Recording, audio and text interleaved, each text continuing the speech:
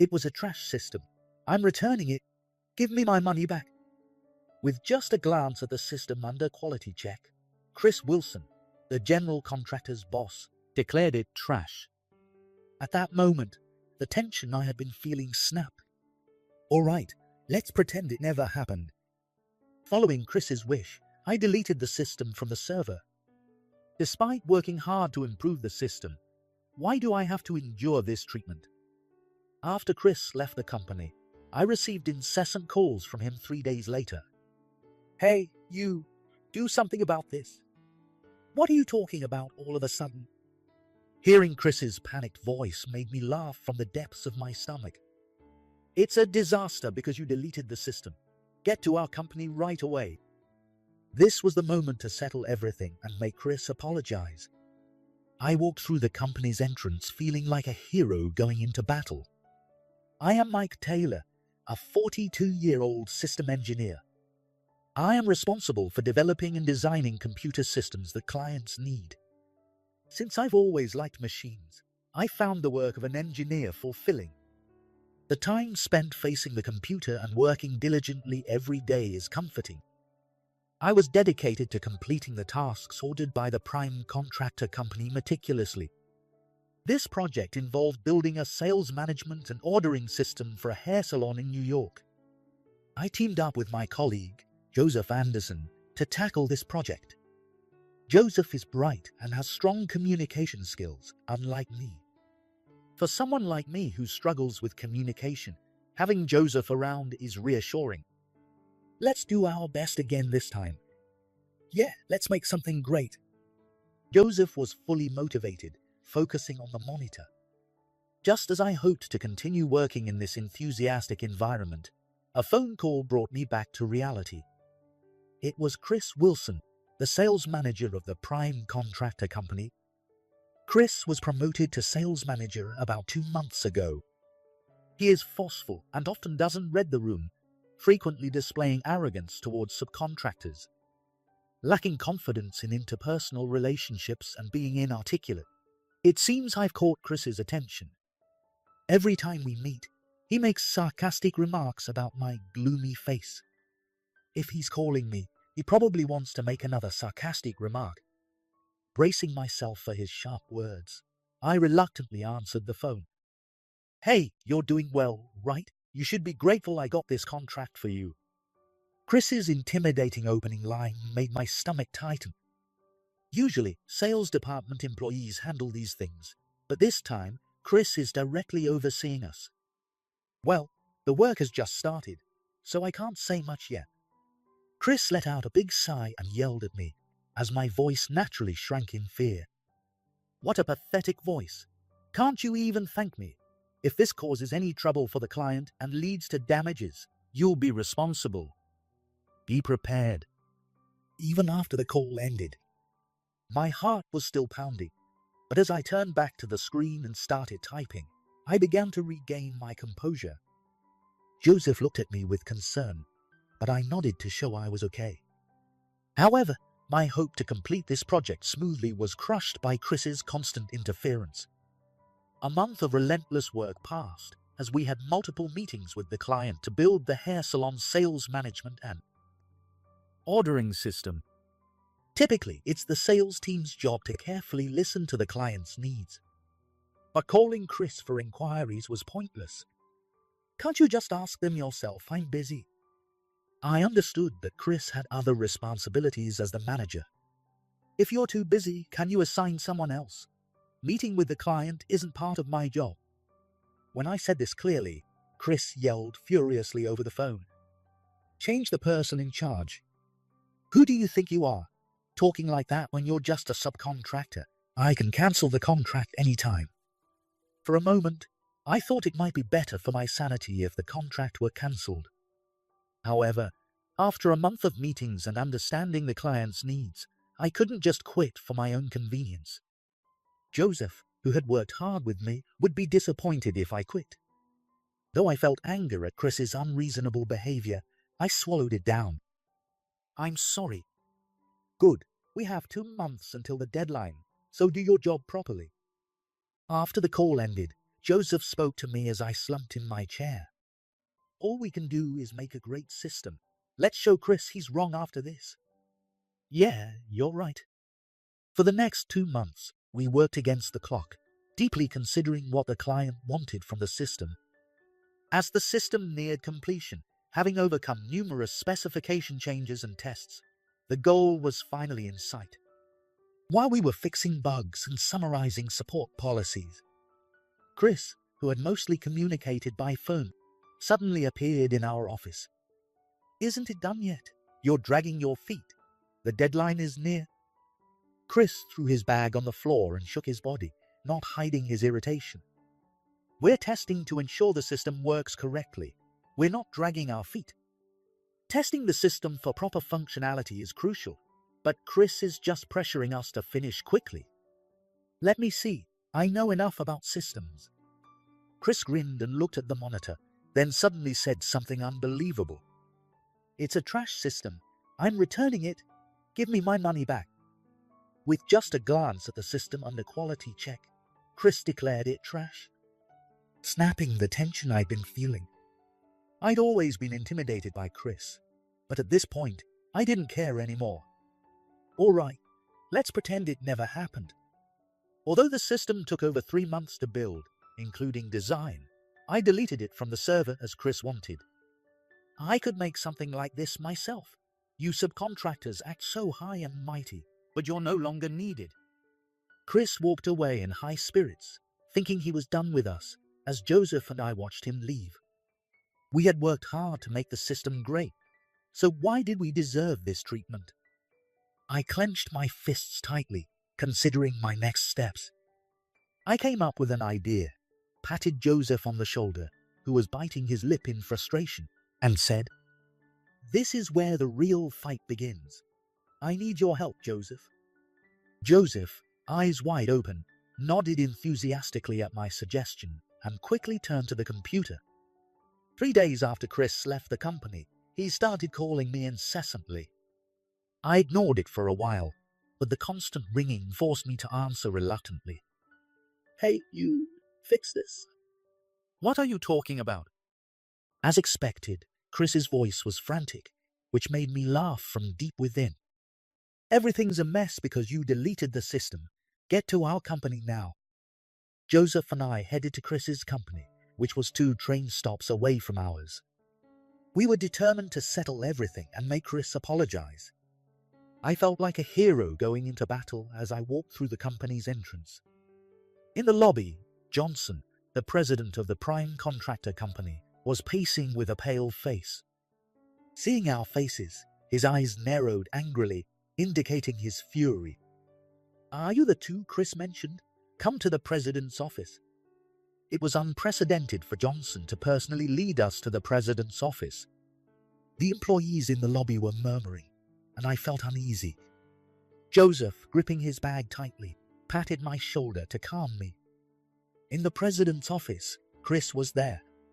Contrary to his usual arrogant expression, he looked weary and furrowed his brow. Johnson gestured for Joseph and me to sit on the sofa, then glared at Chris. "Chris, explain the situation to them again." "Yes." Chris, wiping the sweat from his broad forehead with a handkerchief, began speaking hesitantly. "This engineer from Mike's subcontractor company made a sloppy system. When I pointed it out, Mike got angry, deleted the nearly finished system, and threatened to make me pay for it. With the deadline approaching, I had no choice but to design the program myself." Chris's blatant lies left me speechless. I stood up and loudly denied his claims. "That's a lie. Yes, I deleted the system, but it was under Chris's orders." As Johnson listened silently, Chris sneered at me. "Yeah, you deleted it. Because of you, our company is in chaos. The system I painstakingly made isn't working, and we won't meet the delivery deadline. Our credibility is in shambles." Chris dismissed the system we created as trash and boasted that he could make one himself just by typing in the text. He really didn't understand the complexities of system design. I realized that any system created in 3 days would be full of flaws. Chris, with tears in his eyes, now pleaded passionately to Johnson. Because of these two, our sales department has suffered significant losses. They should be held accountable immediately. Seeing Chris's desperate attitude and Johnson's stern face, I felt a strong sense of unease. I had found the client for this project to be very flexible. So, I couldn't believe that negotiations to extend the deadline had fallen apart. What kind of damage had Chris caused while designing the system? If Chris, an amateur, tried to design the system and ended up deleting much of the customer data the sales department had, and then caused the customer management system to fail, it seems the responsibility lies with Mike. What do you think? Noticing our puzzled expressions, Johnson softened his tone and asked us. Chris probably tampered with their customer management system as a model for his design. He must have damaged the important data system, resulting in defects. Our company also manages this company's customer management system. If we check the backup data and fix the system, it might work. Chris's eyes widened at my words, and his face lit up. You should have said that earlier. I worried for nothing. Chris, back to his usual sarcastic attitude, was confronted by Joseph this time. More importantly, it wasn't our responsibility that Chris had to design the system. Please correct that. Joseph slammed his fist on the table, startling Chris. I followed Joseph's lead and explained to Johnson. Chris called our nearly finished system trash and ordered us to delete it.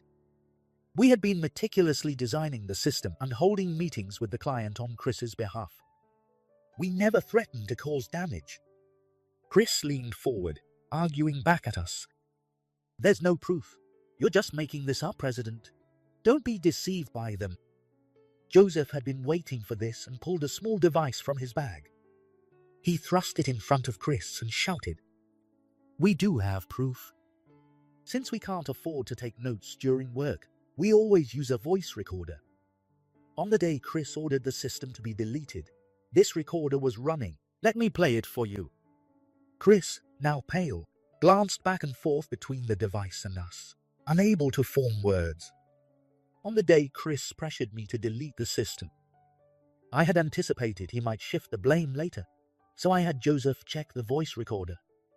Everything Chris said, from calling the system trash to demanding a refund, was recorded in his voice. As Chris's irrational and tyrannical words filled the president's office, Johnson listened, trembling with anger. Chris, this is completely different from what you told me because of your actions. Our company is facing significant losses. Johnson, his anger finally exploding, yelled at Chris, who was now pale. But Mike is the one who actually deleted the system. Chris mumbled excuses, seemingly unaware of his mistake. Chris, you know about the Subcontract Act, right? Unjust returns or refusal to accept goods by the prime contractor can be reported to the Fair Trade Commission. The Subcontract Act in the US is designed to protect subcontractors, who often find themselves in a weaker position against the prime contractors. Therefore, a proper contract must be signed, and both parties must follow the rules. Chris's unilateral demand to delete the system violated the Subcontract Act. Such a violation could escalate into a lawsuit involving the entire company. With our testimony and the recorded audio, the situation is unfavorable for the prime contractor. We will report the unfair treatment we received from Chris to the appropriate authorities. At my words, Chris's face turned red with anger for a moment. But then, under Johnson's furious glare, his face went white. Chris bit his lip and trembled. President Johnson, please look at this. Joseph quickly pulled out a copy of the contract made in Chris's name and the document detailing the subcontractor fees for this project.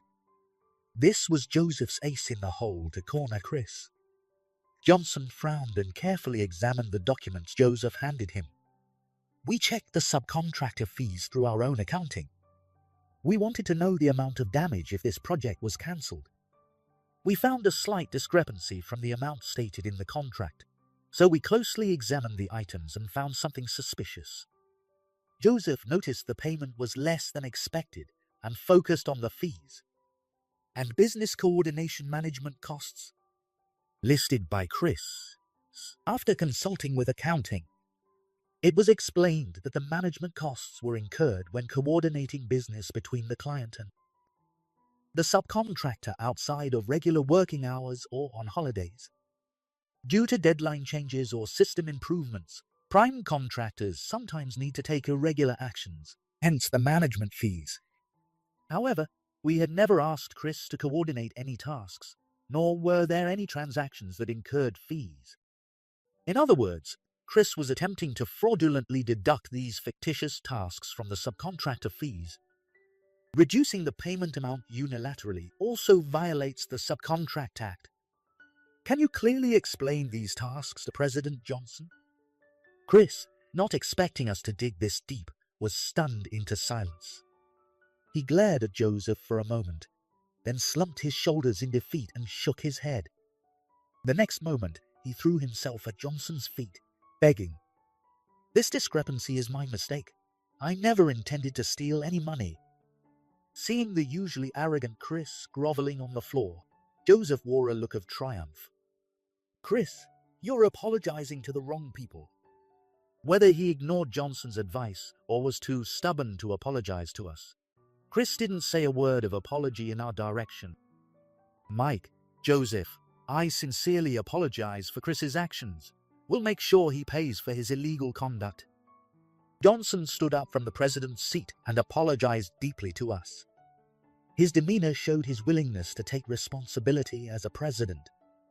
"Please, raise your head." "That's right. Let's leave the rest to the proper authorities." Chris stared at Johnson, who was apologizing with a look of disbelief. While I appreciated Johnson's handling of the situation as the company's top, I still had questions for Chris. "By the way, Chris, why did you, as a department head, take on this project yourself? Couldn't you have assigned it to a subordinate?" Chris looked like he had swallowed a bitter pill and didn't answer my question. Suddenly, Johnson started laughing, surprising not only us but also Chris. "Mike, do you know how you are regarded in our industry?" I tilted my head in confusion and looked at Joseph, who smiled and answered Johnson's question. "I've heard some people call Mike a super engineer. I didn't realize President Johnson also knew this nickname." "That's right. Mike is called a super engineer because he handles every project flawlessly and provides perfect aftercare. When I saw your name as the project lead, I wondered if you were the super engineer Mike." Johnson looked impressed, but I was puzzled, while Joseph grinned with delight. "I didn't know I was called that, but if it's true, I'm honored." The moment I answered seriously, Chris, who had been quietly apologizing, suddenly stood up and kicked the president's desk in front of me. "It's wrong for a gloomy subcontractor like you to be praised as a super engineer. Without us getting the jobs, you wouldn't have any work." Seeing Chris furious and telling me not to get carried away sent a sharp tension through my body. I remembered how Chris always made sarcastic remarks and threatened me. But I realized this was Chris's way of resisting the recognition I received in this industry. "Mr. Chris, we could say the same.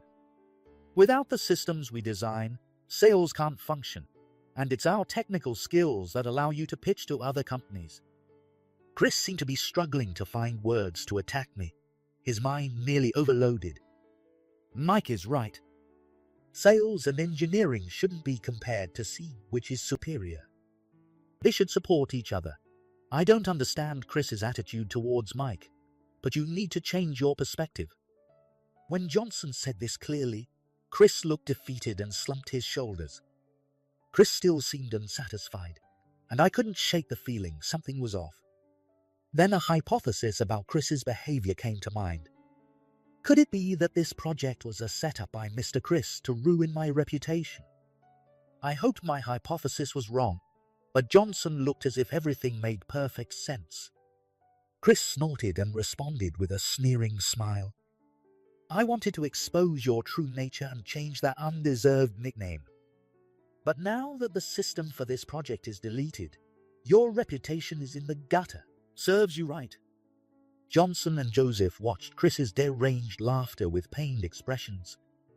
I felt a surge of anger at Chris for nearly ruining this project out of personal spite. You wasted the client's system over something so petty. This might have been the first time I had raised my voice in defiance against Chris. Chris, wide-eyed in surprise, stopped his eerie laughter. I don't claim my skills are the best, but my dedication to the clients is unmatched. I can't stay silent while that commitment is disregarded. This client had poured their efforts into their salon's growth. Joseph and I had simply translated that hope into the system's design. Chris had not only abandoned his sales duties, but had also exploited the client to harass me. Such actions were intolerable, and my blood boiled with rage. Although the system was temporarily deleted, we've confirmed that the backup is intact, so there's no issue. We will complete this project responsibly. Mr. Chris should face the appropriate consequences. Suppressing my anger, I said this with a smile, and Chris gritted his teeth in frustration. Damn it, I thought it was deleted. Chris's voice, filled with hatred, echoed through the president's office as Joseph and I quickly left. Feeling refreshed, Joseph and I left Chris's company, sharing a high five and our joy. Now we needed to return to our company, restore the system, and resume testing. We also had to address the customer management system for the sales department, which Johnson had carefully requested. Let's grab a meal first. Yeah, I feel like eating something hearty. We'll need the energy. With that, we heartily devoured large bowls at a beef bowl shop by the station, and then headed back to our company. A week passed since the incident with Chris, and we were finally done fixing the system. While we quickly restored our design system, rebuilding the customer management system that Chris had destroyed was quite a challenge. We found not only typos, but also missing crucial parts of the system, which made me scream in frustration. The sales department employees were also furious with Chris, complaining about his poor work attitude and condescending behavior towards subordinates. With the employees' voices and our evidence, Chris was inevitably disciplined. Having completed the project and Johnson's request, Joseph and I are now celebrating with a toast at a beer hall. By the way, did you hear about Chris? He was demoted by President Johnson, who was furious about this incident, and then he quit the company. When we reported the matter to the Fair Trade Commission, an investigation into the prime contractor company began immediately. Joseph and I breathed a sigh of relief when we heard from accounting that the correct amount had been paid for Johnson's request. Chris's project. Well, maybe it's a blessing we weren't sued for damages. Chris, who was demoted from sales manager, was looked down upon by his subordinates and eventually left the company because he couldn't stand it. Johnson later told us that if we hadn't completed this project, Chris would have been held responsible for the damages. I heard he hasn't been able to find another job since he left the company. Despite being a sales manager, he left without any significant achievements. With his arrogant personality, finding another sales job would be difficult. 5 days later, I saw Chris walking near the employment office with vacant eyes, and I felt a sense of relief and freedom from the fear and tension he had caused me. Hey, super engineer, we need your help with this new system, Joseph jokingly said to me as he brought in a new project. Stop calling me that. Today, we're back at our keyboards, designing a future where everyone can be happy through this project. Together with my partner, I want to continue contributing to making USA's future brighter. My earliest memories are filled with the warmth of my father's smile and the comfort of our small rented apartment. I'm Carla, and until I was 13, my life was nothing but ordinary, in the best possible way. My dad, James, was the kind of father who made everything an adventure. Even though we lived in a modest apartment, he turned our tiny balcony into a fairy garden and our living room into a fort during rainy weekends. Mom, Sarah, was different, more reserved, always dreaming of a bigger house and a grander life. But back then, their differences seemed to balance each other out perfectly. "Carla, sweetie, would you like to spend the weekend at Grandpa's?" Mom would often ask, and I'd jump at the chance. Not because I didn't want to be home, but because Grandpa Richard's house was like a second home to me. It was this beautiful two-story Victorian with creaking wooden floors and endless corners to explore.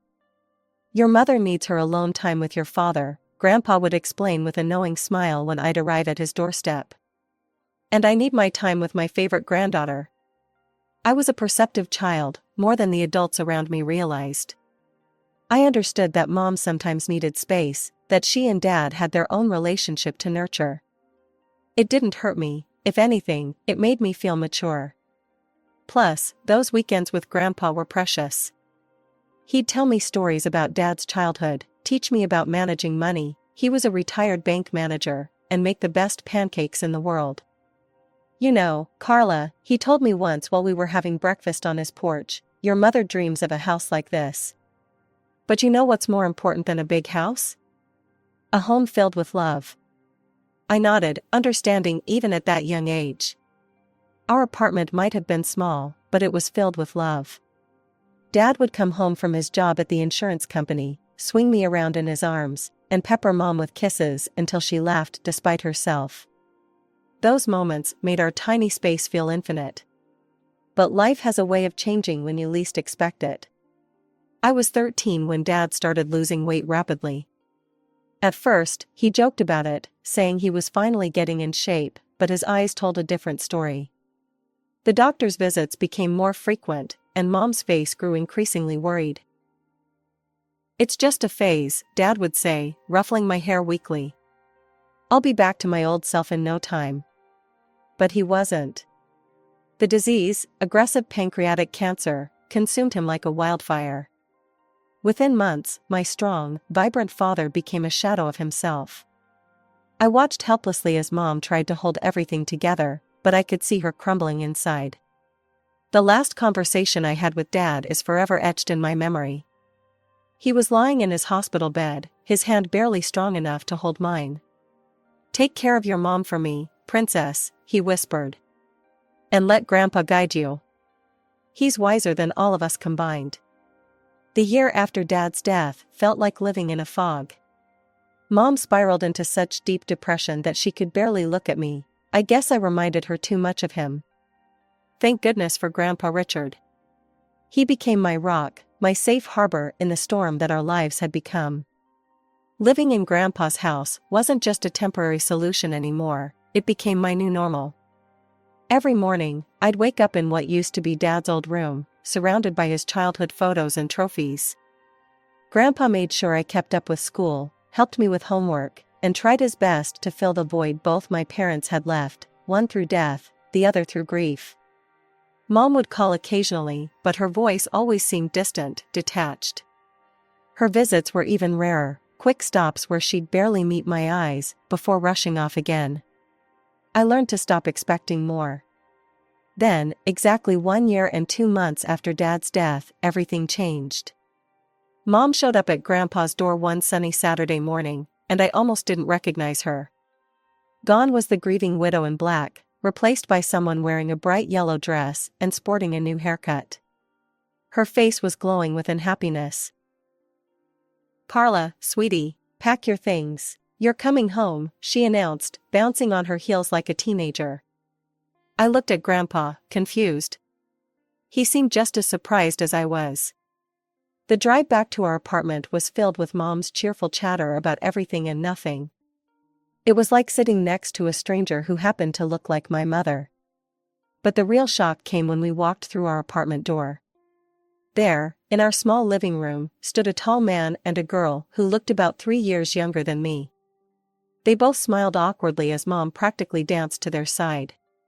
"Carla, meet Robert and his daughter Emma. Robert is my fiancé, and Emma will be your new sister. We're getting married soon." Mom beamed, clutching Robert's arm. The room started spinning. "What? When did this happen?" "Oh, we've been dating for a while now," Mom waved her hand dismissively. "I didn't tell anyone about our relationship. You know how people can get jealous and judgmental. It was better this way." I stumbled to my old room, barely registering that it had been redecorated. With trembling hands, I pulled out my phone and called Grandpa. He answered on the first ring. "Mom has a fiancé," I whispered into the phone. "She's getting married and didn't tell anyone. There's a man here, and his daughter." Grandpa arrived within 20 minutes. I could hear the conversation from my room as he confronted Mom. "Sarah, how could you do this without telling anyone? Without telling your own daughter?" "Dad, I'm happy for the first time in forever." Mom's voice was defensive. "I've decided to start fresh, to live again. James would want that. He wouldn't want me to waste away in depression forever." There was a long pause before Grandpa spoke again, his voice heavy with resignation. "I hope you'll be happy, Sarah. Just, don't forget you have a daughter who needs you too." The 3 months before the wedding were like living in some twisted alternate reality. Our small apartment felt even more cramped with 4 people instead of 2, but that wasn't the worst part. What really got to me was watching Emma, my soon-to-be stepsister, wrap my mother around her finger. "Mom, can you help me with my hair?" Emma would say, and my mother would drop everything, including our conversation, to assist her. The way she said "Mom" made my skin crawl, especially since she'd only known my mother for a few months. Mom seemed blind to everything except Emma. When Emma mentioned she loved ballet, Mom immediately signed her up for private lessons, something I'd begged for years ago, but was told we couldn't afford. When Emma complained about her old phone being too slow, Mom bought her the latest iPhone model. When Emma wanted to redecorate her side of the bedroom we now shared, Mom took her shopping and spent hundreds of dollars on new bedding, curtains, and decorations. "Your sister needs to feel welcome here," Mom would say whenever I tried to point out the disparity in treatment. "Stepsister," I'd correct her. "And I need to feel welcome too." She'd just shake her head and walk away. The wedding day itself was a modest affair at a local venue, but Mom glowed with happiness. I stood there in my bridesmaid dress, watching as she fussed over Emma's hair and makeup, barely sparing me a glance. Throughout the ceremony and reception, Mom kept Emma close, holding her hand, introducing her to everyone as "my beautiful daughter." I might as well have been a waitress for all the attention I received. Grandpa gave them a check for $5,000 as a wedding gift, a generous amount by any standard. But I overheard Mom's reaction when she cornered him by the restrooms. "Really, Dad? A check?" she hissed, her face flushed from champagne and anger. "I was counting on you giving us your house. We're a proper family now, we need the space. That apartment is too small for 4 people. Grandpa remained calm, though I could see the disappointment in his eyes. "Sarah, you're rushing everything. First the sudden engagement, now this? That house isn't just property to be handed over on a whim. Besides, it's where Carla spends half her time now." "Oh, so that's it? You're playing favorites now?" "No, I'm being practical. And maybe you should be too." I slipped away before they could notice me, but the conversation haunted me. My mother had changed so much that I barely recognized her anymore. She'd created this new perfect family in her mind, with Emma as the star child and Robert as the ideal husband. There didn't seem to be any room left for me. So I did what any unwanted person would do. I spent more and more time at Grandpa's house. At least there, I didn't have to pretend to be happy about being replaced. For years have passed since that moment, and I was about to graduate from high school. Living in that apartment had become a masterclass in avoiding conflict. I'd learned to be quiet, to take up as little space as possible, to spend most of my time either in my room or at Grandpa's. One evening, during our weekly family dinner, another exercise in pretending we were one big happy family, I decided to share my plans for the future. "I've been accepted to State University," I announced, trying to keep my voice steady. "I want to study finance and business management." The silence that followed was deafening. Mom put down her fork, exchanged a look with Robert, and cleared her throat. "Actually, Carla, I think it would be better if you started working after graduation. College isn't necessary for everyone." I stared at her, bewildered. "What are you talking about?" "Dad set up a college fund for me before he died. He always wanted me to get higher education. Mom shifted uncomfortably in her chair. About that fund. Robert and I have been talking, and we think it would be better to save that money for Emma's education. She's incredibly talented, you know. Top of her class and everything. She'll need a good university education to reach her full potential. Robert nodded sagely. Emma has shown remarkable aptitude in her studies. It would be the right thing to do, Carla. You could work for a few years, save up, and then go to college if you still want to. I felt like I'd been punched in the stomach. The college fund, the last gift my father had arranged for me, they wanted to take that too? That money is mine, I said, my voice shaking with anger. Dad left it specifically for MY education. You can't just give it to Emma.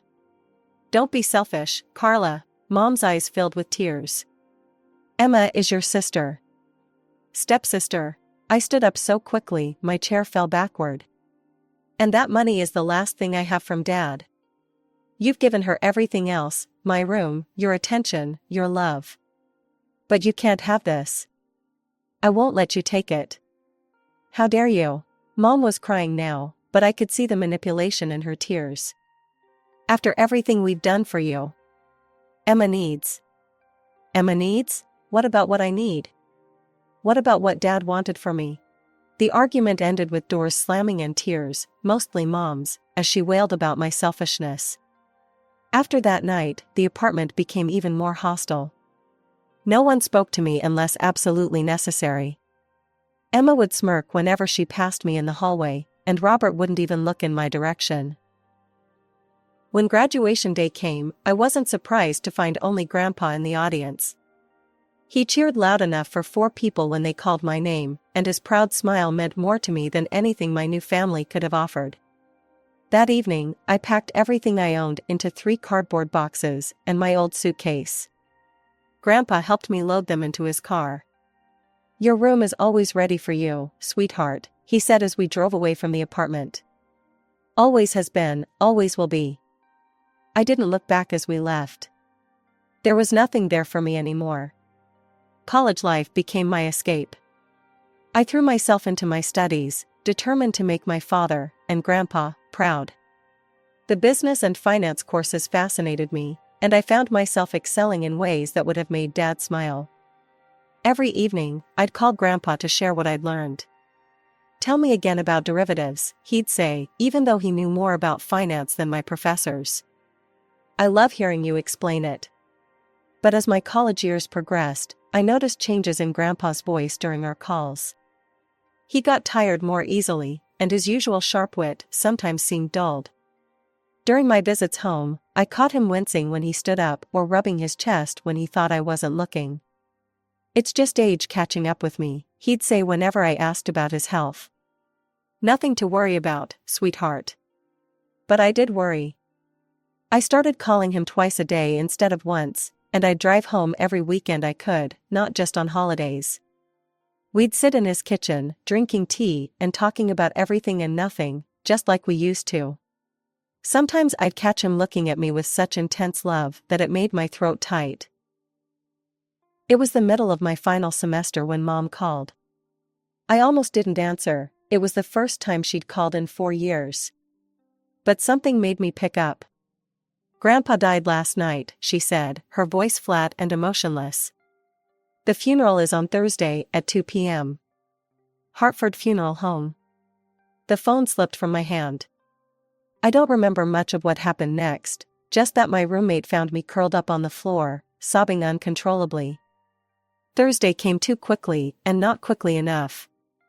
The funeral home was exactly the kind of place Grandpa would have chosen, understated but elegant, with large windows letting in natural light. I arrived early, my black dress feeling too tight, my skin too sensitive, everything wrong, because Grandpa wasn't there to make it right. I expected to see Mom and her family, but they weren't there. Instead, Mr. Harrison, Grandpa's friend from his banking days, was organizing everything. They're running a bit late, he said when I asked. Your mother called to say they'd be delayed. The service was beautiful, filled with people from Grandpa's life sharing stories about his kindness, his integrity, his humor.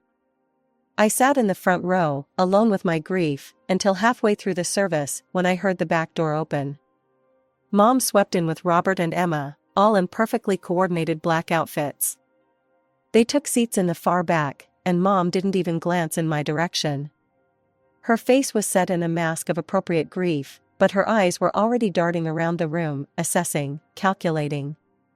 I turned back to face the front, my tears now burning with both grief and anger. Even here, even now, she couldn't acknowledge me. Couldn't put aside her pettiness for one day to mourn her own father. After the funeral service, I drove to Grandpa's house, my home for the past 4 years, only to stop short at the sight that greeted me. There, scattered across the front lawn like worthless debris, were garbage bags filled with my belongings. My clothes, my books, my photo albums, everything from my room had been unceremoniously thrown out. Some bags had split open, spilling my life across the grass. With trembling hands, I tried my key in the front door. It wouldn't turn. The lock had been changed. I was still standing there, key uselessly in hand, when the door swung open. Mom stood in the doorway, wearing the same black dress from the funeral, but now with an expression of triumph rather than grief. "Oh good, you're here to collect your things," she said, as if she was doing me a favor. "This is my house now. Dad's finally gone, and as his only child, I'm the rightful heir. I've already had the locks changed, we're moving in tonight." I stared at her, unable to process the cruelty of it all. "You couldn't even wait until after the funeral? These are my things, my home." "No, this is my home now," she cut me off sharply. "And you better take your stuff quickly, or it's going in the dumpster. I need to clear the space for Emma's things." She smiled coldly. "She's getting your old room, by the way. She's always wanted a bigger bedroom." I felt numb as I gathered my belongings, stuffing everything back into the torn bags, trying to collect the scattered photos of Dad and Grandpa from where they'd fallen in the grass. My mother stood in the doorway the entire time, watching me like a security guard, making sure I didn't try to steal anything. The drive back to my college dorm was a blur of tears and disbelief. My roommate helped me carry everything up, not asking questions when she saw my state. A week later, I received a call from a law firm. "Miss Johnson? This is Mr. Anderson from Anderson and Partners Law Firm. I'm your grandfather's notary. We need you to come in for the reading of his will. Would Thursday at 10 a.m. work for you?" I agreed, though I couldn't see the point. Mom had made it clear she was the heir to everything. When I arrived at the notary's office that Thursday, Mom, Robert, and Emma were already there, seated like royalty in the leather chairs. Emma was examining her manicure, while Robert scrolled through his phone. Mom's eyes narrowed when she saw me. "What are you doing here?" she asked loudly enough for everyone in the office to hear. "You're clearly not needed for this. We're handling family business." Mr. Anderson adjusted his glasses and began reading from the document in front of him. "I, Richard James Mitchell, being of sound mind and body, declare this to be my last will and testament." He started with the formal language, but I saw Mom already smiling triumphantly. That smile froze when Mr. Anderson continued, "To my beloved granddaughter, Carla Johnson, I leave my house at 1542 Oak Street, along with all its contents, and my entire savings account containing $475,000. The room went deadly silent for a moment. Then Mom's voice shattered it. "What? This can't be right." She snatched the document from Mr. Anderson's hands, her eyes scanning frantically. "Where's my part? I'm his daughter." Mr. Anderson calmly retrieved the will. "Mrs. Waters, your father's wishes are quite clear. He leaves everything to Miss Carla Johnson. There is no provision for you in the will." "This is impossible." Mom's face had turned scarlet. "She manipulated him. She poisoned him against me. I'll sue. I'll contest this will." "The will is ironclad," Mr. Anderson stated firmly. "Your father had it properly witnessed and notarized 6 months ago. He was of completely sound mind, as attested by his doctor. Any attempt to contest it would be futile and expensive. Mom's strategy suddenly shifted. The rage in her eyes transformed into tears as she turned to me. "Carla, sweetie, please," she pleaded, her voice honey-sweet now. "We've already given up our apartment. We moved everything out yesterday. We have nowhere to go. You can't just throw us out on the street. We're family." I stood up, holding the folder Mr. Anderson had just handed me. Inside were the deed to the house, ownership transfer documents, and all the legal paperwork confirming my ownership of the property. "Family?" I asked quietly. "Like how you threw my belongings onto the lawn before Grandpa was even in his grave? Like how you tried to steal my college fund? Like how you've treated me for the past 4 years? That was different. We were. This is your problem, not mine," I cut her off, turning to leave. "I suggest you start looking for a new apartment." I drove straight to Grandpa's house, my house now, but I couldn't get in. I pulled out my phone and called a locksmith, explaining the situation. When he arrived, I showed him my freshly notarized ownership documents. "I'm the legal owner of this house," I explained, showing him the paperwork. "I need you to open these locks and then change them to new ones. I want to be the only one with the keys." As the locksmith worked, I gathered up everything that belonged to Mom, Robert, and Emma, all the clothes they'd already unpacked, their toiletries from the bathrooms, Emma's posters she'd already stuck to my old bedroom wall. I loaded it all into garbage bags, just as they'd done with my things. When the locksmith finished and handed me the new keys, I dragged all their bags onto the front porch and arranged them neatly. The symmetry of the situation wasn't lost on me. Their belongings now sat where mine had been just days ago. As the sun began to set, I heard the familiar sound of Mom's car pulling into the driveway. I watched through the living room window, Grandpa's favorite spot to read his morning paper, as their reactions played out exactly as I'd expected. "What is this?" Mom's shriek could be heard clearly through the closed windows. "Our things? All our things are outside." I opened the door, but stood firmly in the doorway as they approached. Mom's face was red with fury, Robert looked like he'd swallowed something sour, and Emma was already crying theatrical tears. "How dare you?" Mom stormed up the porch steps. "We live here now. You can't do this to us." "Actually, I can. This is my house now, legally and rightfully. You need to take your belongings and leave." "We have nowhere to go," Emma wailed.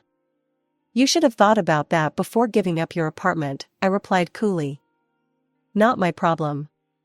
Mom tried to push past me into the house, but I stood my ground. "Move, Carla. This is ridiculous. This is my father's house." "No, it's my house now. And if you don't leave immediately with your things, I'm calling the police to report you for trespassing. After that, all these bags go straight to the dumpster." I pulled out my phone. "Your choice, Mom. Just like you gave me a choice about my things a few days ago, remember?" The next few minutes were filled with cursing and threats as they gathered their bags. Mom alternated between crying and screaming about how unfair it all was, while Emma kept saying I'd regret this. Robert muttered under his breath about contesting the will. As they loaded the last bag into their car, Mom turned to me one final time. "You're no daughter of mine. Your father would be ashamed of you." I smiled sadly. "No, Mom. Dad would be proud that I finally stood up for myself. Goodbye." I watched them drive away, their car disappearing around the corner. That was 6 months ago. I'm in my final semester now, about to graduate with honors. The house is being rented to a lovely young family. Their monthly rent payments are helping me build my savings, just as Grandpa would have wanted. I found his letter in the study safe that first night, after everyone left. "My dearest Carla," it began, "if you're reading this, it means you've already dealt with your mother's reaction to my will. I'm sorry I had to put you through that, but I knew Sarah too well. I knew what she would try to do. You have your father's integrity and my business sense, use them both wisely. The house is yours to do with as you please. Just promise me you'll keep the family photos in the attic. Some memories are worth keeping, even the painful ones." I kept that promise, along with the others I made to both him and Dad. I'm focusing on my future now, letting go of the past, but keeping the lessons it taught me. Sometimes family isn't who you're born to, sometimes it's who believes in you, who protects you, who helps you grow. Mom, Robert, and Emma still live somewhere in the city. I hear they found a new apartment eventually. They've tried to contact me a few times, usually when they need something, but I don't respond. Some chapters of our lives are better left closed. My name's Deborah, and let me paint you a picture of my family. There's my mom, Karen, yeah, fitting name, I know. She's all about her career and freedom. Then there's my dad, Tom, who's about as useful as a screen door on a submarine when it comes to parenting. My sister, Jessica, is 14 years older than me and couldn't care less about my existence. I came into this world as an unwelcome surprise. Mom was 42 when she found out she was pregnant with me. She thought it was menopause at first. Guess the universe has a twisted sense of humor. When she finally dragged herself to the doctor, it was too late to take care of it, if you catch my drift. From what I pieced together over the years, it went something like this. Tom, what the hell are we going to do? Mom probably screeched, pacing around their bedroom. Dad, being the spineless wonder he is, probably just shrugged. I don't know, Karen. Maybe we should talk to my dad? And that's how Grandpa Joe got roped into this mess. He's loaded and lives in Canada, but he flew down to play peacemaker. Karen, Tom, listen, he must have said, all calm and collected. I know this isn't what you planned, but it's happening. I'll help you out financially. Just give this child a chance. Mom, being the career-obsessed woman she is, probably huffed and puffed before finally agreeing. Fine, but I'm not letting this kid derail my life. And that, ladies and gentlemen, is how I, Deborah, came to be. Born premature, with a whole host of health problems, and into a family that saw me as nothing more than an inconvenience. My early days were spent more in the hospital than at home. Mom couldn't be bothered to show up most of the time. It was Dad and Aunt Sarah who took turns keeping watch over my incubator. Aunt Sarah, now there's a saint if I ever met one. No kids or husband of her own, she latched onto me like a lifeline. While my own mother was probably off closing deals and climbing the corporate ladder, Aunt Sarah was there, holding my tiny hand through the incubator's holes, whispering words of encouragement. When I finally got to go home, Grandpa Joe swooped in again. Our house wasn't big enough for 2 kids, apparently. So, he bought us a new one. Growing up in that house was like living in a museum. Look, but don't touch. Don't make noise. Don't exist too loudly. I learned pretty damn quick that I wasn't part of the exhibit, just some unwanted artifact they couldn't get rid of. Mom and Dad were always working.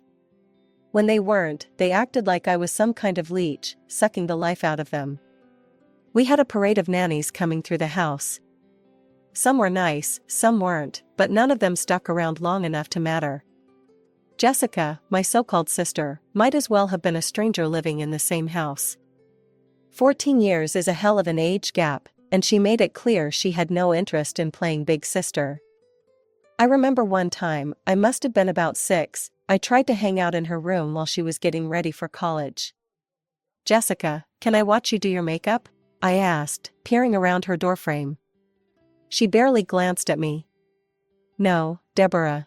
I'm busy. Go play with your toys or something. But I don't want to play alone, I whined. Can't we do something together? She slammed her mascara down on the dresser and whirled to face me. Look, we're not friends, okay? I'm not here to entertain you. Go bother Mom or Dad. That was pretty much the extent of our sisterly bonding. Mom was even worse. Every day when she got home from work, it was the same routine. She'd walk in, kick off her heels, and make a beeline for the liquor cabinet. Mom, I'd call out, excited to see her. Can we play a game? Or read a story? She'd pour herself a large glass of wine and sigh heavily. For God's sake, Deborah. Can't you see I need some peace and quiet? Go to your room and play by yourself. You're old enough to entertain yourself. And Dad? He'd promised Mom he'd take care of me if she had me. What a joke that turned out to be. He was always too busy or too tired to spend time with me. His favorite phrase became, "Not now, Deborah." I remember overhearing them argue about it once. I was supposed to be in bed, but I'd snuck out to get a glass of water. "Tom, you promised you'd help with her," Mom hissed. "I can't do this all on my own." "What do you want from me, Karen?" Dad shot back. "I work all day too. I'm exhausted when I get home." She's always so needy. I didn't stick around to hear the rest. I'd heard enough to know where I stood in their eyes, a burden, an obligation, a mistake they were stuck with. After a while, I stopped trying. What was the point? I learned to entertain myself, to be quiet, to stay out of their way. I became a ghost in my own home, drifting from room to room, trying not to disturb the real family. The only bright spot in my life was Aunt Sarah. She lived nearby, and I started spending more and more time at her place. Weekends, holidays, any chance I got, really. With Aunt Sarah, I felt seen, heard, loved even. We'd spend hours doing puzzles, baking cookies, or just talking. She'd ask me about school, my friends, my hopes and dreams. Things my own parents never bothered with. Life has a funny way of throwing curveballs when you least expect them. I was 14, minding my own business, trying to survive another day in the emotional wasteland I called home, when my parents dropped a bombshell on me. "Deborah," Mom said, her voice unusually chipper. "We have wonderful news. Your sister Jessica is getting married, and she's pregnant." Dad chimed in, grinning like an idiot. "We're going to be grandparents." I forced a smile, wondering why the hell they were telling me this like I should be jumping for joy. "That's great," I managed to say. "We're going to be very busy preparing for the wedding," Mom continued, not even noticing my lack of enthusiasm. "So, we want you to stay with your Aunt Sarah for a while." I blinked, processing their words. They wanted to ship me off? Because of a wedding? Part of me wanted to be hurt, but honestly, it was the best news I'd heard in years. "Sure," I said, trying not to sound too eager. "I'd love to stay with Aunt Sarah." They looked relieved, probably expecting me to put up a fight. Shows how little they knew me. I packed my bags faster than you could say unwanted child and practically skipped to Aunt Sarah's house. Months flew by. The wedding preparations were in full swing, but I couldn't care less. I was too busy enjoying my new life. Aunt Sarah and I would cook together, watch movies, go for walks in the park. She'd help me with my homework, listen to me ramble about my day at school, and actually seemed interested in what I had to say. Before I knew it, a week before Jessica's wedding rolled around. It was also my 15th birthday. That morning, I woke up to the smell of pancakes and the sound of Aunt Sarah singing off-key in the kitchen. I grinned, padding downstairs in my pajamas. "Happy birthday, my dear," Aunt Sarah exclaimed, pulling me into a bone-crushing hug. "I've got a surprise for you." She handed me a beautifully wrapped box.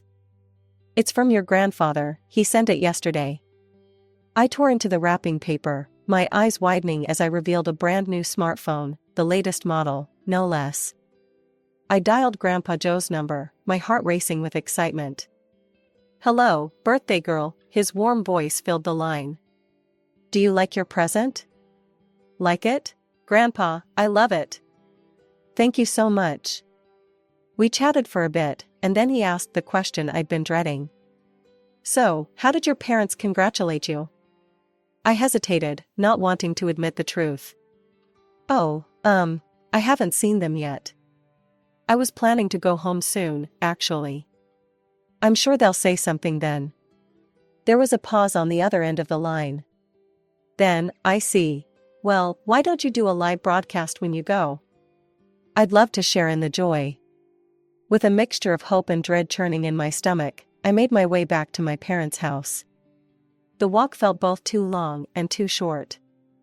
As I turned onto our street, I took a deep breath and started the live broadcast on my new phone. "Hey, Grandpa," I said, trying to sound cheerful. "I'm on my way to see Mom and Dad now.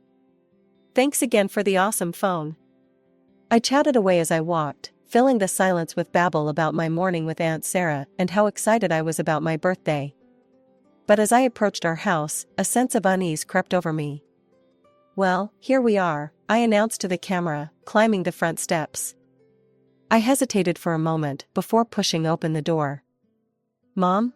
Dad? I'm home." Silence greeted me. The house felt eerily quiet, almost abandoned. I frowned, panning the camera around the empty living room. Guess they're not down here," I muttered, more to myself than to Grandpa. "I'll check upstairs." I climbed the stairs, my footsteps echoing in the quiet house. As I reached the top, I noticed something odd. The door to my room was closed, which was unusual. I always left it open when I wasn't home. "That's weird," I said, reaching for the doorknob. "My door's never closed." I pushed it open and froze. The room that greeted me was not my room. At least, not anymore. The walls, once a soft lavender, were now a pale blue. My posters were gone, replaced by cutesy animal prints. My bed had vanished, and in its place stood a white crib. "What the hell?" I gasped, stumbling backward. The phone nearly slipped from my grasp as I spun around, trying to make sense of what I was seeing. This can't be right. This is my room." Just then, I heard a door open behind me. I whirled around to see my parents emerging from their bedroom, looking startled to see me. "Deborah?" Mom said, her eyes darting between me and the phone in my hand. "What are you doing here?" I barely registered her words, still reeling from the shock of my transformed room. "What happened to my room?" I demanded. "Why is it blue? Where's all my stuff?" Dad cleared his throat, looking uncomfortable. "Well, you see, Deborah, we've decided to give this room to your sister's baby. Our first grandson." Mom nodded, a smile plastering itself across her face. "Yes, isn't it wonderful? Jessica's having a boy, the son your father's always dreamed of having. He'll be living here with us after the wedding." I felt like I'd been punched in the gut. But where am I supposed to sleep? Where's my stuff?" "Oh, we packed up your things," Dad said, waving his hand dismissively. "They're in boxes downstairs. You should take them with you when you leave. We don't want them cluttering up the place." I stared at them, unable to comprehend what I was hearing. "Leave? What do you mean, leave? This is my home." Mom's smile faltered for a moment before she forced it back into place. "Deborah, dear, you have to understand. With Jessica and her husband moving in, and the baby on the way, well, there's just no room for you here anymore." I stood there, frozen in disbelief, my mind reeling from what I'd just heard. Suddenly, a surge of anger welled up inside me, pushing through the shock. "No," I said, my voice shaking. "No, I won't leave. This is my home too. You can't just throw me out like I'm nothing." Mom's fake smile vanished, replaced by a look of irritation. "For heaven's sake, Deborah. Don't be difficult." "Difficult?" I spat back. "It's my birthday, and you're kicking me out. You didn't even remember, did you?" Dad rolled his eyes. "Your birthday? Is that what this tantrum is about? We don't have time for this nonsense." Their callousness hit me like a physical blow. I felt tears welling up in my eyes, but I blinked them back furiously. "How can you be so cruel? I'm your daughter. A daughter we never wanted," Mom snapped, her composure finally cracking. "Do you have any idea how much you've cost us? How much attention you've demanded? We're exhausted, Deborah." Dad nodded, his face twisted with annoyance. "We didn't want a second child. You were a mistake, an accident. And now, we finally have a chance at the family we always wanted." Their words cut deep, each one a knife to my heart.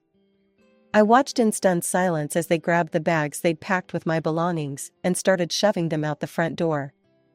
"There," Mom said, dusting off her hands. "Now take your things and go to your precious Aunt Sarah. She loves you so much, let her deal with you." I couldn't move, couldn't breathe. This couldn't be happening. It had to be a nightmare. "What are you waiting for?" Dad barked. "Get out. We have a wedding to prepare for, and we don't need you here complicating things." That's when the dam broke. Tears streamed down my face as the full weight of their rejection crashed over me. "How could you do this to me?" I sobbed. "I'm your child." "Stop it," Mom hissed, glancing nervously at the windows. "You're embarrassing us. The neighbors will hear." "Good," I shouted through my tears. "Let them hear. Let everyone know what kind of people you really are." Dad grabbed my arm, his fingers digging in painfully. "That's enough," he growled, practically dragging me to the door. "Get out, now. And don't come back." With one final shove, I found myself on the front porch, my bags scattered around me. The door slammed shut behind me with a finality that echoed in my bones. I don't know how long I sat there, sobbing on the steps. Eventually, I gathered my things and started the long, miserable walk back to Aunt Sarah's. The bags felt impossibly heavy, weighed down by more than just my possessions. As I trudged along, sniffling and wiping my eyes, a familiar voice suddenly cut through my misery. "Deborah, can you hear me?" I jumped, looking around wildly before realizing the voice was coming from my phone. With a jolt of horror, I remembered the live broadcast. Grandpa had seen everything. "Grandpa?" I stammered, lifting the phone with trembling hands. "Oh, sweetheart," he said, his voice thick with emotion. "I'm so sorry you had to go through that. Look, we'll sort this out, I promise. For now, go to Sarah's. We'll see each other at the wedding in a few days, okay? Try to enjoy your birthday." Somehow, his words managed to calm me down a little. By the time I reached Aunt Sarah's, my tears had mostly subsided. She took one look at me, standing there with my bags and puffy eyes, and pulled me into a fierce hug. Aunt Sarah, bless her heart, insisted we celebrate my birthday properly. She let me invite a few friends over, baked a cake, and did her best to make the day special. The day of Jessica's wedding arrived. I hadn't been invited, of course, but Aunt Sarah insisted we go anyway. So there I was, decked out in my best dress, feeling like an imposter as we walked into the reception hall. I spotted Grandpa Joe almost immediately. He was sitting at a table near the front, his back ramrod straight, radiating an energy that made me nervous. Before we even had time to say hello, the newlyweds made their grand entrance. Jessica looked radiant in her white gown, beaming as she clung to her new husband's arm. Mom and Dad followed, pride evident in their faces, and I felt a pang in my chest. The reception progressed with toasts, dinner, and the usual festivities. As the congratulatory speeches began during the festive dinner, Grandpa Joe suddenly stood up. "I have something to say," he announced, his voice ringing out across the hall. Every head turned. Jessica and her groom looked confused. Mom and Dad went pale. Grandpa Joe marched to the front of the room, commandeering the microphone from the stunned best man. "Ladies and gentlemen," he began, "I apologize for interrupting this joyous occasion, but there's a grave injustice that needs to be addressed." He then launched into a detailed account of how my parents had treated me. He spared no detail, from their resentment of my birth to the cruel way they'd kicked me out on my birthday. With each word, the guests' expressions changed from confusion to shock to outrage. Mom tried to interrupt, her face beat red.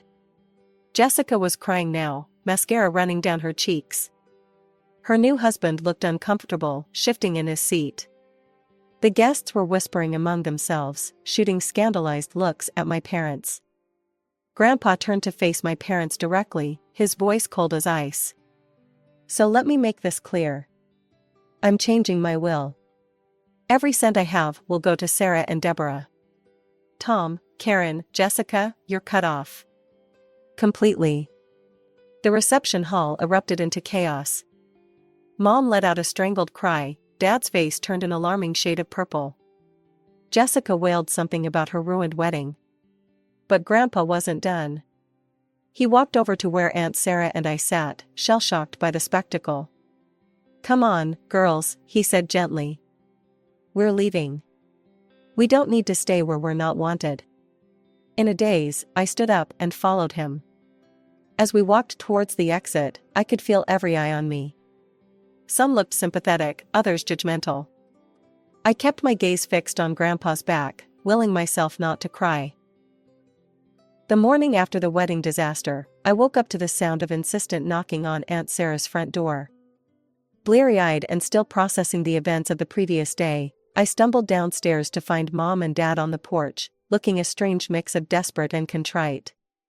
"Deborah, sweetie," Mom cooed, her voice sickeningly sweet. "We need to talk. We want you to come home, honey. We're so sorry about everything. We love you, we really do." I felt a surge of anger rising in my chest. "Love me? You kicked me out. You said I was a mistake." They launched into a litany of apologies and explanations, each one more pathetic than the last. But as I stood there, listening to their desperate pleas, a realization hit me like a ton of bricks. This wasn't about me at all. "This is about the inheritance, isn't it?" I said, cutting off Dad mid-sentence. Their faces fell, confirming my suspicions. They didn't want me back, they wanted Grandpa's money. "Get out," I said, my voice shaking with anger. "I don't want to see either of you ever again." I slammed the door in their faces, leaning against it as I tried to calm my racing heart. But my parents weren't done. Over the next few days, they showed up repeatedly, each time more insistent than the last. They called, they sent emails, they even tried to rope in other family members to convince me. It all came to a head about a week after the wedding. I was home alone when I heard a commotion outside. To my horror, I saw Mom and Dad trying to force their way past Aunt Sarah, who had just returned from the grocery store. "She's our daughter," Dad was yelling. "You can't keep her from us." Something in me snapped. I'd had enough of their manipulation, their lies, their sudden concern for my well-being now that money was on the line. "Aunt Sarah," I called out, my voice steadier than I felt. "I want you to be my legal guardian." The words hung in the air for a moment. Then Aunt Sarah's face broke into a wide smile. "Oh, sweetie, I'd be honored." With Aunt Sarah's help, we contacted a lawyer the very next day. The process wasn't easy, there were forms to fill out, interviews to conduct, and a court hearing to attend. But through it all, I held on to one piece of evidence that I knew would make all the difference: the video from my ill-fated birthday visit home. The day of the court hearing arrived, and I felt sick to my stomach. My parents were there, of course, playing the role of concerned, loving parents to the hilt. But when the judge asked for evidence, and we played that video, the one where they kicked me out, where they told me I was unwanted, the atmosphere in the courtroom changed. I'll never forget the look on the judge's face as she watched my parents callously toss me aside. When the video ended, she turned to them, her expression hard. "In all my years on the bench," she said, "I've rarely seen such a clear case of parental neglect and emotional abuse." The ruling came swiftly after that. Aunt Sarah was granted full legal guardianship, and my parents' rights were terminated. As the gavel came down, I felt a weight lift off my shoulders. For the first time in my life, I was free of their toxic influence. Life has a funny way of coming full circle. Just when I thought the drama was finally over, Grandpa Joe called us over to his lawyer's office. As we sat in the plush leather chairs, surrounded by mahogany bookshelves and the smell of old paper, I couldn't help but feel nervous. "Deborah, Sarah," Grandpa began, his voice solemn but his eyes twinkling, "I want you both to know that I've made some changes to my will." He nodded to his lawyer, who pulled out a thick document. "As I promised at the wedding," Grandpa continued, "I've decided to leave my entire estate to you two. Tom and Karen are officially disinherited." I sat there, stunned. I knew Grandpa had threatened this at the wedding, but I never really believed he'd go through with it. As we left the lawyer's office, my head spinning with the implications of what had just happened, my phone rang. It was Jessica. "How could you do this to me?" she screeched as soon as I answered. "You've ruined everything." I pulled the phone away from my ear, wincing at her volume. "What are you talking about?" "Don't play dumb," she snapped. "You turned Grandpa against us. Now he's leaving everything to you and Aunt Sarah. It's not fair. I want my share too." I felt a flash of anger. After everything that had happened, after the way they'd all treated me, she had the nerve to demand money? "Look, Jessica," I said, trying to keep my voice level, "I didn't ask for any of this.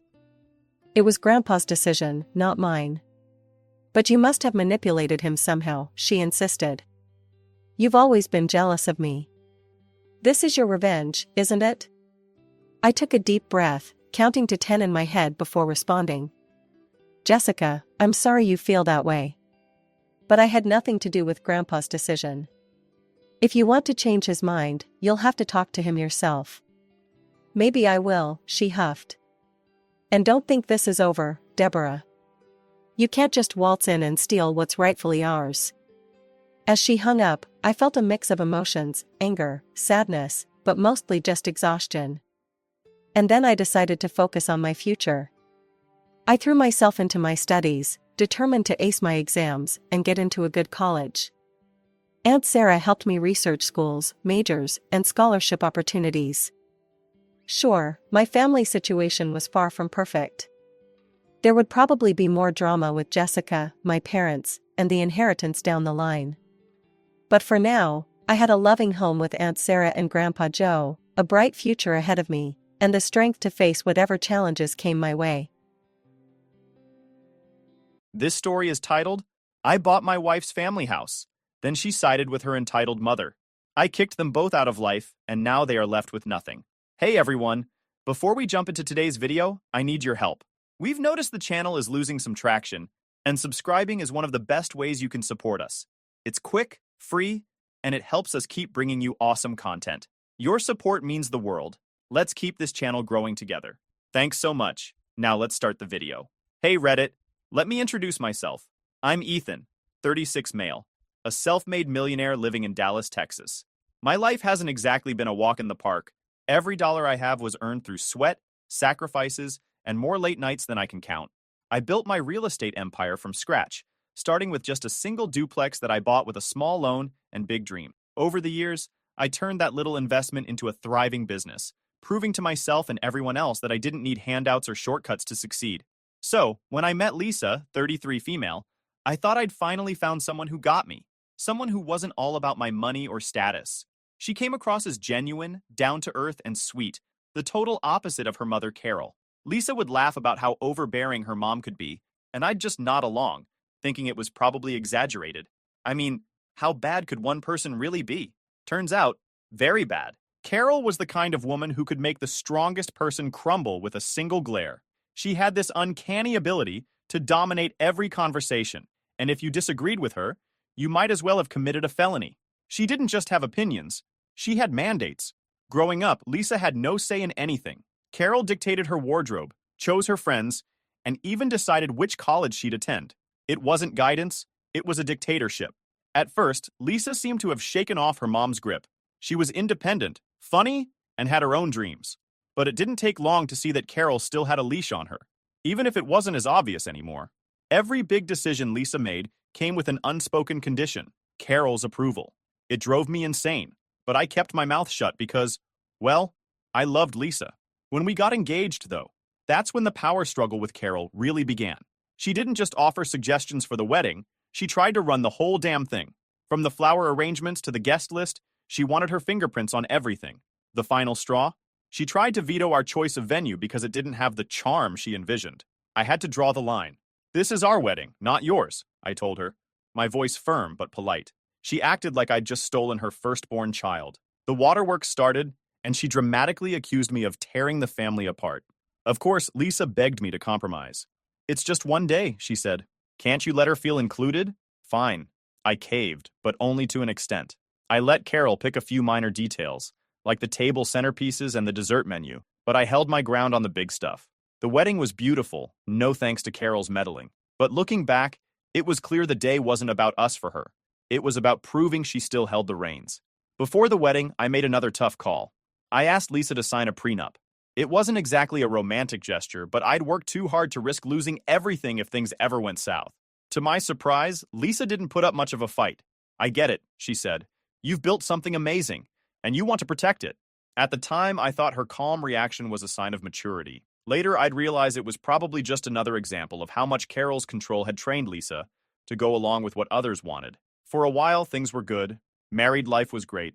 Lisa was supportive, loving, and everything I'd hoped for in a partner. We traveled, tried new restaurants every week, and even started talking about buying a vacation home. It felt like we were building something solid together. But like a storm brewing in the distance, Carol's presence was always there, waiting to stir things up again. Little did I know, the drama with Carol was just getting started. That woman didn't just want to be part of our lives. She wanted to be the center of it. If I thought standing up to her during the wedding planning was tough, I had no idea what was coming next. Carol wasn't just overbearing. She was strategic, manipulative, and downright relentless. And she wasn't about to let me or anyone else keep her from getting what she wanted. So, about 6 months ago, Carol and her husband, Frank, decided to sell their house in Austin. The place was, how do I put this nicely? A dump. It had potential once upon a time, but decades of neglect had turned it into a creaky old money pit.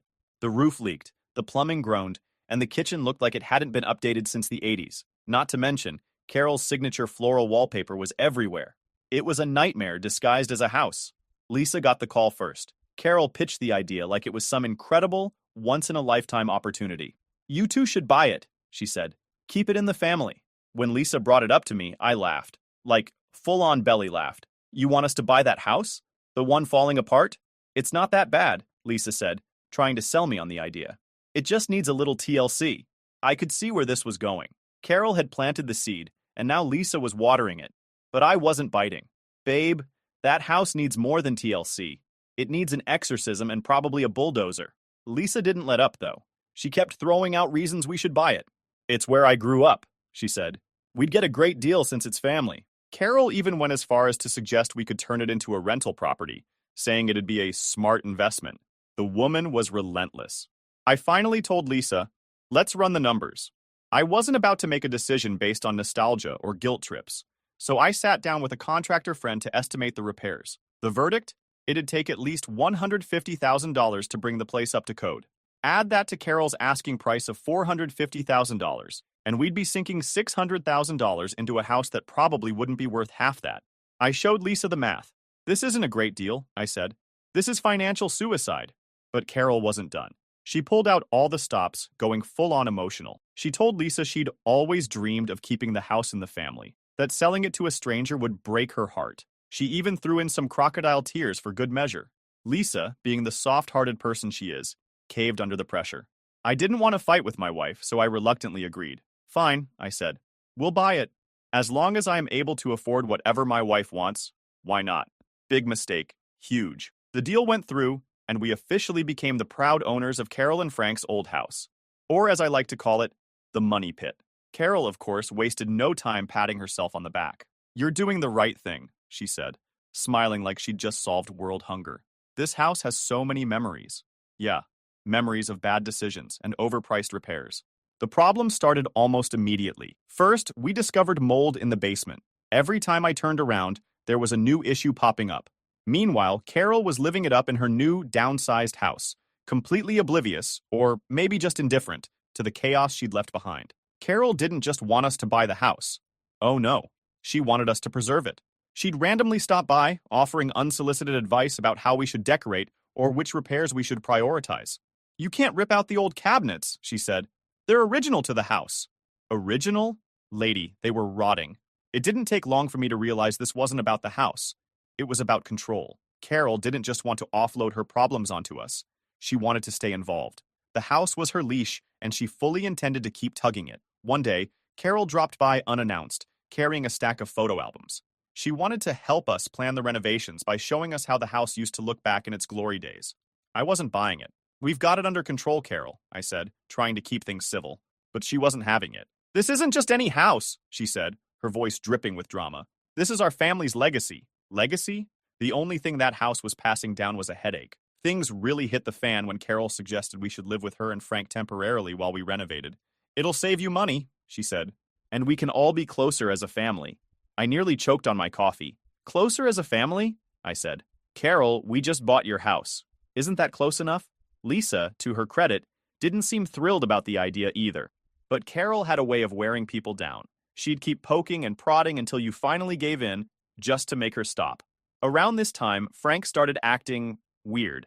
He'd call me, asking how the renovations were going or if we needed any help. At first, I thought he was just being friendly, but there was something off about his tone. It felt like he was fishing for information. I brushed it off, thinking maybe he was just trying to stay involved, since Carol was so invested in the house. Little did I know, Frank had a secret, one that would blow this whole thing wide open. Looking back, I can't believe I let it get this far. But when you're dealing with someone as entitled as Carol, it's easy to get caught up in their web. She knew exactly which buttons to push, and she played Lisa like a violin. I wanted to believe we could make it work, that buying the house was just a bump in the road. But deep down, I knew better. The house wasn't just a bad investment. It was a Trojan horse, and inside was Carol's grand plan to take over our lives. Once we moved into the house, I thought the worst of the drama was behind us. Sure, the place was a disaster, but I figured with time, effort, and a lot of money, we'd eventually turn it into something livable. What I didn't count on was Carol refusing to let go of her death grip on the property, or us. It started small, like most nightmare scenarios do. One afternoon, I came home from a long day at work to find the living room rearranged. The couch, which I distinctly remembered being against the far wall that morning, was now angled awkwardly toward the fireplace. A few throw pillows I didn't recognize had magically appeared as well. "Did you move the furniture?" I asked Lisa. She looked up from her phone, confused. "What? Number?" We both shrugged it off. I mean, maybe Lisa had moved it and forgot, or maybe I was losing my mind. It wasn't worth making a big deal over. But then it happened again, and again. The coffee table was shifted to a weird spot, kitchen chairs were swapped around, and little things would disappear, like my favorite travel mug. It wasn't just furniture either. One time, the bathroom sink was left running full blast, and I swore up and down I hadn't touched it. "Lisa, seriously," I said, after the third or fourth incident. "Are you sure you're not messing with me? Because if you are, it's not funny." She rolled her eyes. "Ethan, I have better things to do than play musical chairs with the furniture." At this point, I was starting to get paranoid. Something felt off, but I couldn't put my finger on it. It wasn't until one particularly hot afternoon that the truth finally hit me in the face. Literally. I walked into the house and was immediately greeted by the overpowering scent of Carol's perfume. That sickly floral stench she practically bathed in. It was unmistakable. "Lisa," I said, trying to keep my cool. "Did your mom stop by today?" She frowned, clearly annoyed by my question. "No, why would she?" I didn't push it, but my gut told me otherwise. Carol was here. I just didn't know how or when.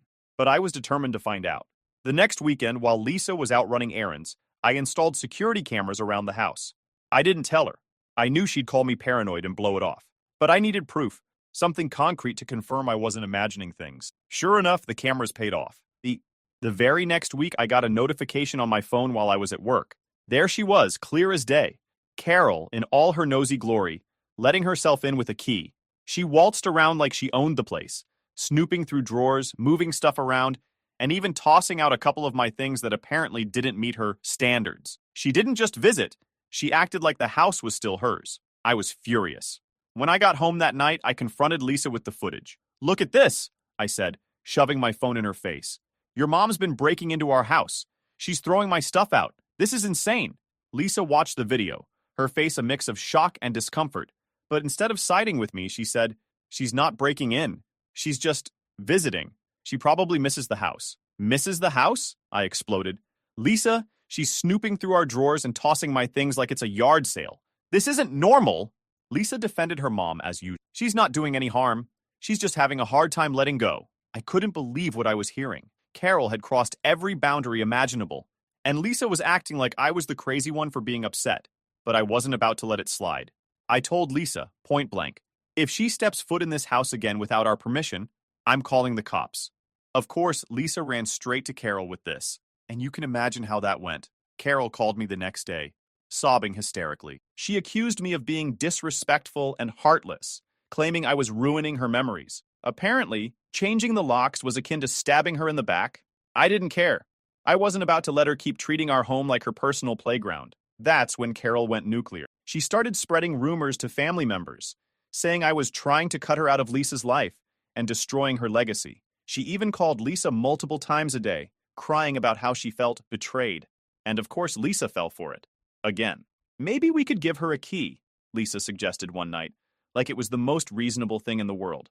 Just for emergencies. Absolutely not, I said, my patience hanging by a thread. She's already proven she can't respect boundaries. This is our house now, Lisa, not hers. One night, Carol showed up at the house, banging on the door and demanding to be let in. I refused. She screamed at me through the door, calling me every name in the book. I stood my ground, but the whole neighborhood probably heard the commotion. Later, Lisa tried to play peacemaker. She's just upset, she said. You know how emotional she gets. Upset doesn't give her the right to barge in and throw a tantrum, I shot back.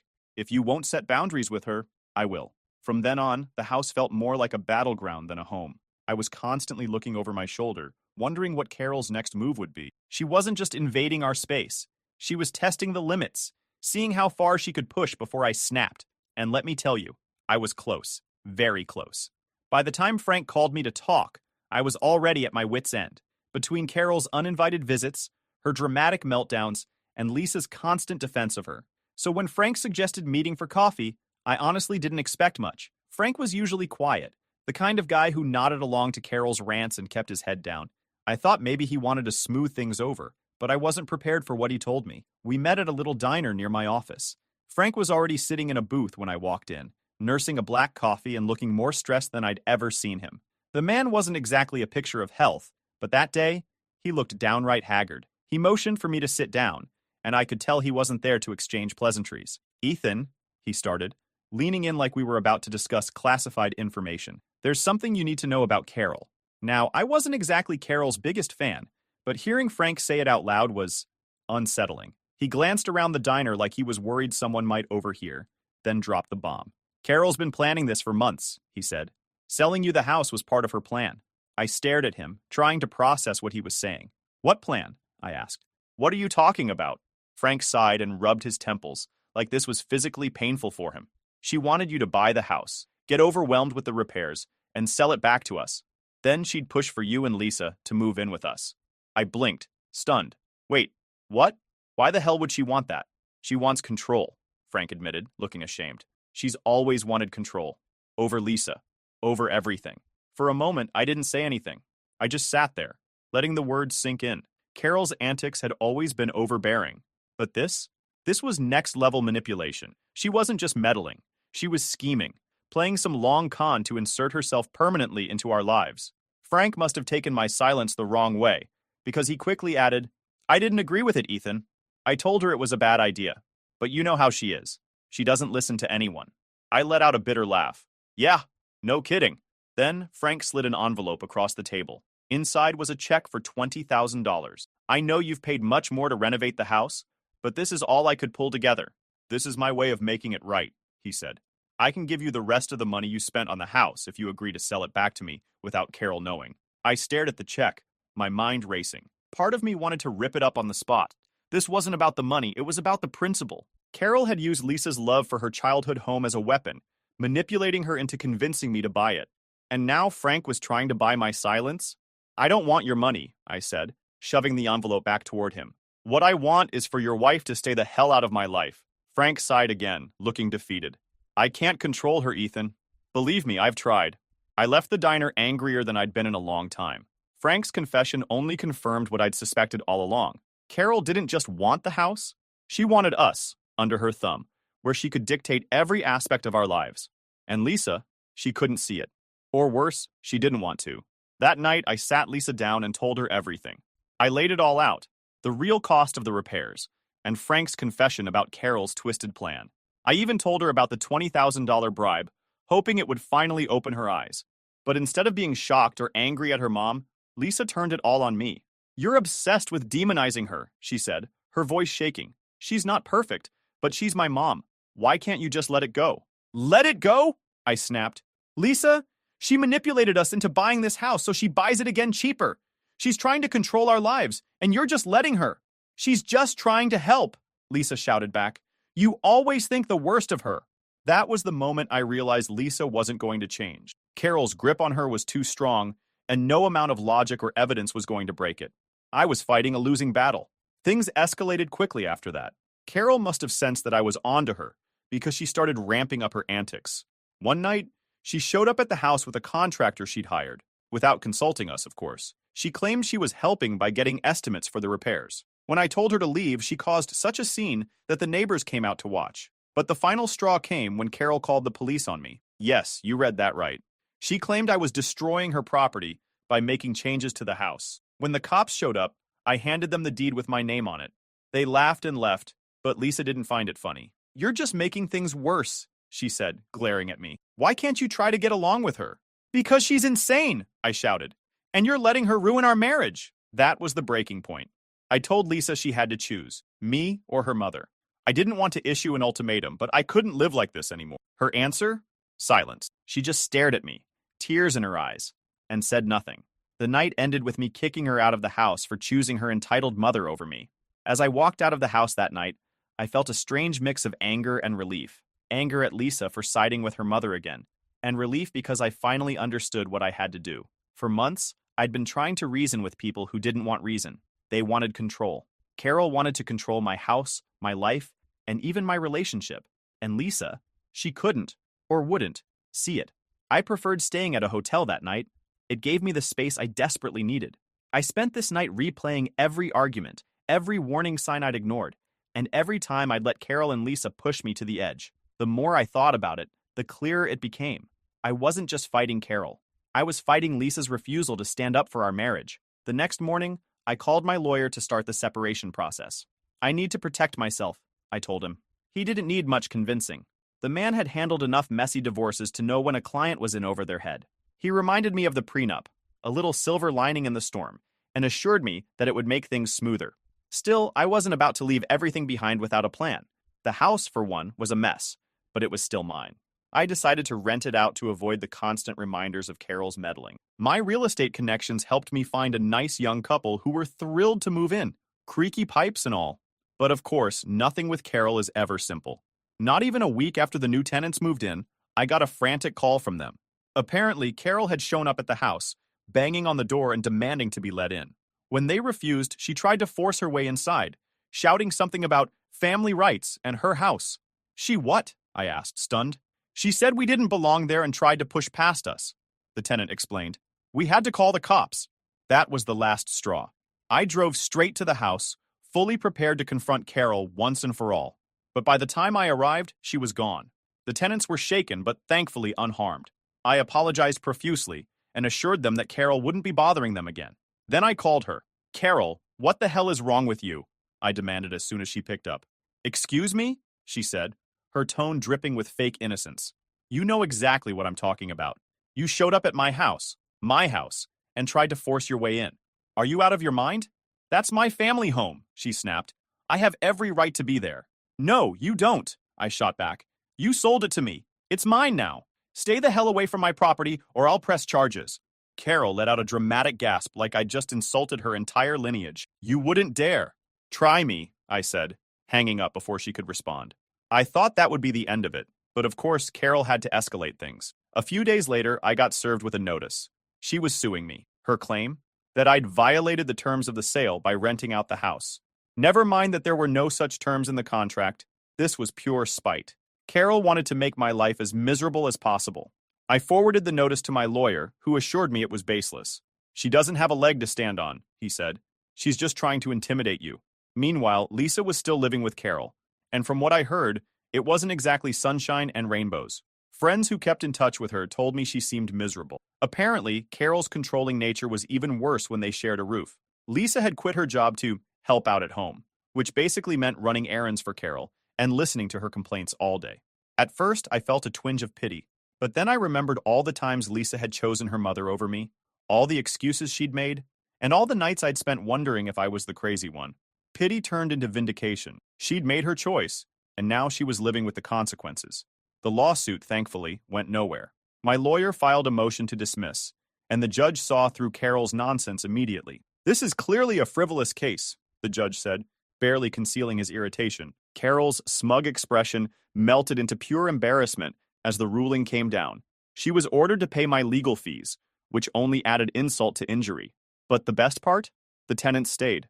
They loved the house, quirks and all, and had no intention of leaving.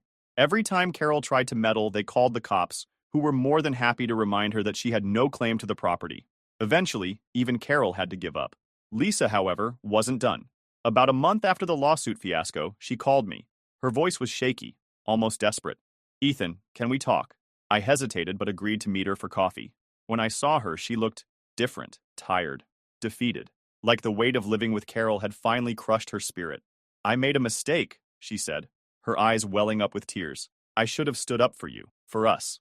It was the apology I'd been waiting for, but it didn't feel as satisfying as I'd imagined. Maybe because it was too late.